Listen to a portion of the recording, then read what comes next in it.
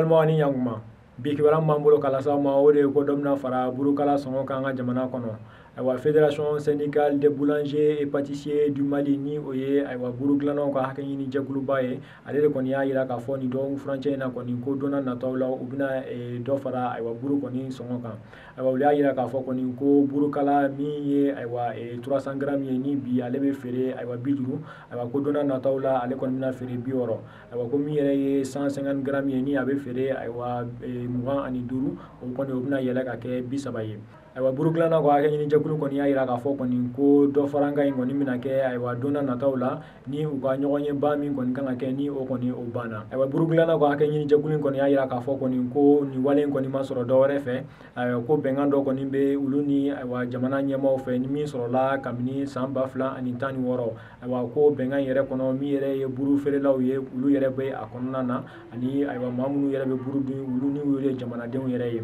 o ya ayira ka fo ko ni ko bengan ko na tunira la ka fo ko ni ko wale chama ko minata min ko mina ke sababu ye ulu na no ya soro ka bara ko na ka ko ni ata kala je kam no wati fo sisan aywa ko ni gele yere ko nte kuluma no ya fo ye ka bara ko na aywa ko ko kama ko ulu yere ko ni gulen do sisan aywa chugo mina ulu ka bara yere ko ni no ya ma ko ko kama do fene mina fara aywa buru ko ni songo ka nga jamana kono o temene ngo boya ba yere la ka fo kalabankoro janvier kalo kle 30 meni kalabankoro polisu ko ni tegeda aywa majugu binani ani durukan ni ulula muso sababe ulula ayira la ka fo ko ni ko nun tunga aywa barajugu kero ko tunye aywa sugu kono na min kono na utumbe aywa fenjugu chama fere ni ulu e drogu ye ale ni marama fen woro ayira la ka fo fene ko utumbe bi mo kan ni ku bolo fen munula aywa mi yere ye muso la ko ye ayira la ka fo ko ni ko utumbe bi ulu fene kan aywa yere bet menen wa boya ayira la ka fo ko ni ko ni majugu nun kene no ka sugu kono na ke aywa sunguruba so ye aywa magasin munun tume ni matu kono utun kene me kulle ta ku ke sunguruba so ye yorone